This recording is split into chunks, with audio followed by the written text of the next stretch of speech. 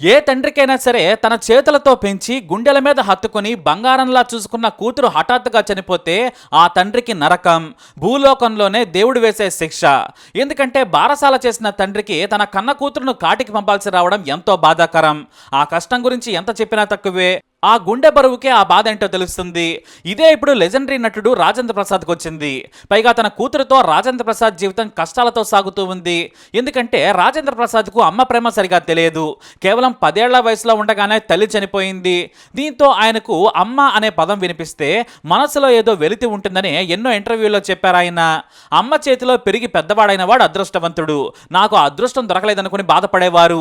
కానీ ఇప్పుడు రాజేంద్ర ప్రసాద్కు 2 కష్టాలు ఎదురయ్యాయి. సరిగ్గా తన కూతురు హఠాత్తుగా చనిపోవడంతో తన మనవడు మనవరాలు కూడా తన మాదిరిగానే తల్లి ప్రేమ లేకుండా పెరగాల్సి రావడం విధిరాత. మళ్ళీ తన మాదిరిగానే అమ్మ ప్రేమ కోసం తప్పించాల్సిన పరిస్థితి తన మనవడు బాలాజీ, మనవరాలు సాయి తేజస్వికి వచ్చిందని గుండె లవిసేలా ఏడ్చారు. రాజేంద్ర ప్రసాద్కు తన కూతురు గాయత్రి అదృష్టాన్ని తీసుకొచ్చారని చెప్పొచ్చు. ఎందుకంటే ఓ పక్క హీరోగా చేస్తూనే చిరంజీవి లాంటి హీరోల మూవీస్లో ఆయన గెస్ట్ రోల్స్, క్యారెక్టర్ ఆర్టిస్ట్గా ముందుకు సాగుతూ ఉన్నారు. అయితే గాయత్రి పుట్టిన తర్వాత నిజంగానే ఆయనకు లక్ష్మి వచ్చిందని చెప్పొచ్చు. ఏకంగా లేడీస్ టైలర్, 2 రెళ్ళు 6, ఒక రాధా ఇద్దరు కృష్ణల సినిమాలతో స్టార్ అయిపోయారు రాజేంద్ర ప్రసాద్. ఓ కామెడీ స్టార్గా ఏకంగా పెద్ద హీరోలకు పోటీ ఇచ్చారు రాజేంద్ర ప్రసాద్. తనకంటూ ప్రత్యేకమైన శైలిని క్రియేట్ చేసుకున్న రాజేంద్ర ప్రసాద్కు కూతురు గాయత్రి పుట్టిన తర్వాత దశ మెరుపులా తిరిగింది. అందుకే నా అదృష్ట దేవత అంటూ ఎంతో ప్రేమగా పెంచుకున్నారు ఆయన. ఇక తనకు తల్లి లేని లోటు కూతురు ద్వారా తీరిందనుకున్నారు. మా అమ్మ నా కడుపున పుట్టిందని ఎంతో మురిసిపోయేవారు. కూతురును పేరు పెట్టి పిలవడం చాలా అరుదు. తల్లి, అమ్మ అని మాత్రమే పిలిచేవారు. మా అమ్మ నా కూతురు రూపంలో వచ్చిందని ఎంతో సంతోషించేవారు ఆయన.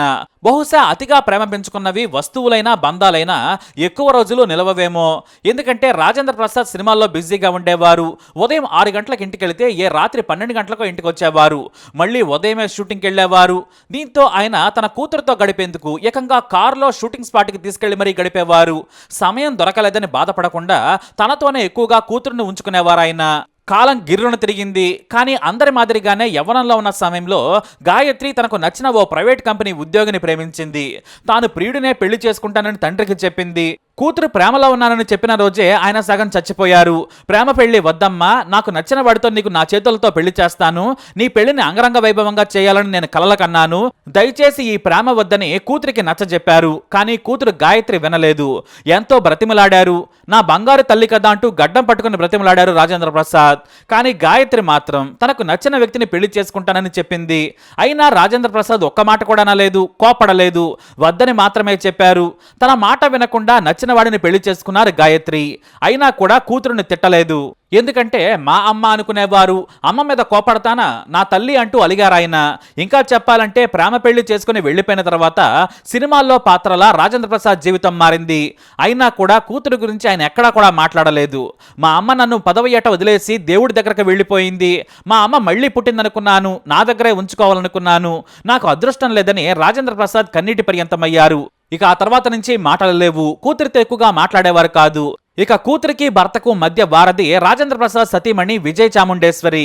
ఈమె ఎవరో కాదు, సీనియర్ నటి రమాప్రభ దత్తపుత్రిక. అంటే స్వయాన అత్తవుతారన్నమాట. ఎన్నోసార్లు మనవరాలతో కలిసిపోవాలని రమాప్రభ కూడా చెప్పారు. కానీ రాజేంద్ర ప్రసాద్ పంతానికి వెళ్లారు. సరిగ్గా 6 ఏళ్ల క్రితం మొదటిసారి బేవర్ సినిమా ప్రీ రిలీజ్ వేడుకలో చెప్పుకొని ఎమోషనల్ అయ్యారు రాజేంద్ర ప్రసాద్. ఈ రోజుల్లో బంధాలు బలహీనమైపోయాయి. ఒకరికొకరు సుప్రీంకోర్టు వరకు వెళుతున్నారు. అలా ఉండకూడదు, అందరూ కలిసి ఉండాలని చెప్పిన ఆయన తన తల్లిని గుర్తు చేసుకున్నారు. మా అమ్మ నాకు 10 ఏళ్లప్పుడే చనిపోయారు. నాకు కూతురు గాయత్రి పుట్టింది. నా తల్లి మళ్ళీ నాకు వచ్చిందనుకుని సంబరపడ్డాను. కానీ ఇప్పుడు నా బిడ్డకు నాకు మాటలు లేవు. ప్రేమ పెళ్లి చేసుకుని వెళ్ళిపోయింది. అయినా తనిష్టం. కానీ నా తల్లి పాట బేవర్ సినిమాలో సుద్దాల అశోక్ తేజ గారు రాసిన పాట విని కన్నీళ్లు పెట్టుకున్నాను. కన్న తండ్రికి కూతురు దూరమైతే ఎంతటి బాధ ఉంటుందో నాకు తెలుసు. అందుకే మాటలు లేని నా కూతురును నా ఇంటికి పిలిపించుకున్నాను. నా బిడ్డకు 4 సార్లు తల్లి పాట వినిపించాను. ఆ పాట వినేటప్పుడు మా అమ్మ చనిపోయినప్పుడు కూడా నేనంత ఏడవలేదు. నా ఎదురుగా కూర్చోబెట్టుకుని పాట వినిపించి ఏడ్చానని ఎమోషనల్ అయ్యారు ఆయన. ఎందుకంటే తన కూతురు గాయత్రి ఇంటి నుంచి వెళ్ళిపోయినప్పటి నుంచి కూడా నేను శవంలా బ్రతికాను, ప్రాణం ఉన్న శవంలా నేను జీవించానని ఆ పాటను గుర్తు చేసుకుని చెప్పారు రాజేంద్ర ప్రసాద్. ఏ జన్మలో ఏ పాపం చేశానో ఈ శిక్షణ వేశావమ్మా అంటూ కూతుర్ని తలుచుకుంటూ నటించిన ఆ పాట రాజేంద్ర ప్రసాద్ నిజ జీవితానికి సరిగ్గా సరిపోయింది. అందుకే ఆ పాటను ఏరి కోరి సుద్దాల అశోక్ తేజతో ఆయన రాయించుకున్నారు. అలా ఆయన జీవితం సాగుతూనే ఉంది.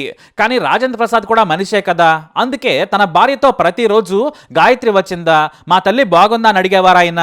అయితే మెల్లిగా మనవరాలు పుట్టిన తర్వాత మళ్ళీ గాయత్రికి దగ్గరయ్యారు రాజేంద్ర ప్రసాద్. కానీ తన కూతురు కంటే మనవడు మనవరాలిని ఎంతో ప్రేమగా చూసుకునేవారు. కూతురిని కూడా ఆయన ఎప్పుడూ కంట కనిపెట్టుకుంటూ ఉండేవారు. ఏదైనా గాయత్రికి ఇష్టమైన కూర వండితే తన ఇంటి నుంచి పంపించేవారు రాజేంద్ర ప్రసాద్. పండగ వస్తే ఇష్టమైన స్వీట్స్ పంపించి కూతురు సంతోషాన్ని ఆయన ఊహల్లోనే పొందేవారు. అయితే రాజేంద్ర ప్రసాద్ మనవడు మనవరాలతోనే ఎక్కువగా గడపడం మొదలు పెట్టారు. మనవరాలు తేజస్వినితో అయితే బంధం మరింత పెరిగింది. ఇక సాయి తేజస్విని మహానటి సినిమాలో కూడా నటించారు. తాను స్వయంగా మనవరాలకు నటనలో మెలకువలు నేర్పించారు. కెమెరా ముందు తన మనవరాలి యాక్టింగ్ చూసి రాజేంద్ర ప్రసాద్ ఎంతో సంతోషించారు. మళ్ళీ కూతురికి దగ్గరయ్యారు. ఎక్కడున్నా సరే నాన్న అంటూ ఫోన్ చేసి ప్రతిరోజు మాట్లాడేవారు గాయత్రి. అందరూ కలిసిమెలిసి ఉంటున్నారు. తన కూతురుకు తాను ఏమీ చేయలేకపోయానని ఆయన మెల్లిగా కూతురుకు తన అల్లుడి వ్యాపారాలకు అన్ని రకాల సాయాలు చేశారు. న్యూట్రిషనిస్ట్ గా పనిచేస్తున్న గాయత్రికి ఎంతో సాయం చేశారు. అలాగే మంచి ఇల్లు లేదని కూడా ఆయన ఎప్పటి నుంచో మనసులో అనుకున్నారు. 3 కోట్ల రూపాయలతో ఓ పెద్ద విల్లాను కూతురుకు కొని గిఫ్ట్ గా ఇచ్చారు రాజేంద్ర ప్రసాద్. తాను మంచి కారులో వెళుతుంటే తన మనవడు మనవరాలు మామూలు కారులో తిరుగుతున్నారని ₹1 కోటి లగ్జరీ కారు కొనిపెట్టారు. మళ్ళీ కొన్నేళ్ల తర్వాత కూతురికి దగ్గరయ్యారు రాజేంద్ర ప్రసాద్. ప్రతిరోజు తన ఇంటి నుంచి భోజనాలు కూతురికి పంపించేవారు. లేదంటే నాన్న కోసం కూతురు వంట చేస్తే వంటలు పంపించేవారు. కేవలం ఇలా భోజనాలు మోసేందుకే ఓ మనిషిని ఏర్పాటు చేశారు రాజేంద్ర ప్రసాద్. కానీ దేవుడు రాజేంద్ర ప్రసాద్ సంతోషాన్ని చూసి కుళ్ళుకున్నారేమో. తల్లి కూతుళ్ల బంధాన్ని చూసి తట్టుకోలేక వేరు చేశారు. 38 ఏళ్ల గాయత్రికి చాలా ఏళ్లుగా గ్యాస్ట్రిక్ సమస్యలున్నాయి. కానీ అవి ప్రాణం పోయేంతగా కాదు. ఎందుకంటే ఈ రోజుల్లో గ్యాస్ట్రిక్ సమస్యలు లేనివారే లేరు. అయినా డాక్టర్గా వాటిని అధిగమించారు. కొన్నిసార్లు అల్లుడితో కూడా చిన్న చిన్న భేదాభిప్రాయాలు వచ్చినా రాజేంద్ర ప్రసాద్ పెద్దగా ఉండి సర్ది చెప్పారు. జీవితం అంతా సంతోషంగా సాగుతోంది. తన మనవడిని కూడా వెండితెరపై చూడాలనేది రాజేంద్ర ప్రసాద్ కోరిక. తన నటనను మనవడు కొనసాగించాలి. మనవరాలు ఎలాగూ నటిగా తెరగ్రేటం చేసేసింది. మంచి నటుడిగా మనవడిని తీర్చిదిద్దాలనుకున్నారు. అన్నీ ఒక్కోటిగా అమలు చేస్తున్న సమయంలో గాయత్రికి అర్ధరాత్రి గుండెపోటు వచ్చింది. దీంతో వెంటనే ఏజీ ఆసుపత్రికి తరలించారు. ఆ సమయంలో రాజేంద్ర ప్రసాద్ షూటింగ్ లో ఉన్నారు. రాత్రి 12:40 గాయత్రిని ఆసుపత్రికి తీసుకెళ్లారు కుటుంబ సభ్యులు. షూటింగ్ నుంచి వేగంగా వచ్చిన రాజేంద్ర ప్రసాద్ కు బ్రతికుండగా కూతురును చూసే అదృష్టం దక్కలేదు. చిన్నప్పుడు ఎలాగైతే తల్లిని చనిపోయిన తర్వాత ఆసుపత్రిలో చూశారో ఇప్పుడు కూడా అలాంటి దురదృష్టమే వెంటాడింది. తండ్రి కూతుళ్ల బంధాన్ని చూసి దేవుడు కుళ్ళుకొని వేరు చేశాడు. మళ్లీ సరిగ్గా తన వయసంతతోనే తన మనవడు మనవరాలు తల్లి ప్రేమకు దూరమయ్యారని కన్నీటి పర్యంతమయ్యారు.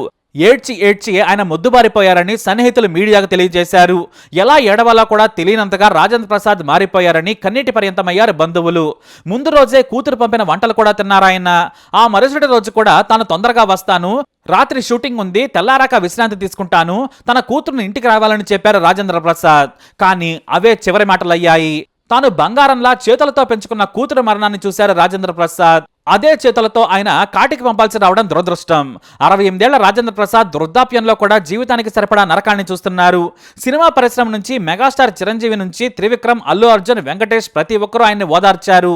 ధైర్యం చెప్పి జీవితంలో ముందుకు సాగాల్సిందేనంటూ మంచి మాటలు చెప్పి గుండెకు హత్తుకున్నారు. కానీ ఇది ఓదార్చితే పోయే బాధ కాదు. ఎందుకంటే ప్రేమించి పెళ్లి చేసుకుందన్న కోపంతో కొన్నేళ్ల పాటు కూతురితో మాట్లాడలేదు. ఇప్పుడు ప్రేమ పెంచుకొని దగ్గరయ్యాక తానే లేకుండా పోయింది. ఇంత చిన్న జీవితంలో ఇంత బాధ ఎవరికీ రాకూడదు. అందుకే ఈ జన్మలో కోపతాపాలు పెట్టుకొని వాటిని మాటల ద్వారా పెంచుకుంటే రాజేంద్ర ప్రసాద్ లాంటి కష్టమే రావచ్చు. ఏది జరిగినా ఎలా జరిగినా సరే క్షమించుకుంటూ వెళ్ళిపోవాలి. మనం తప్పు చేసినా క్షమించమని అడగాలి. చేయి పట్టుకుని ముందుకు సాగాలంతే.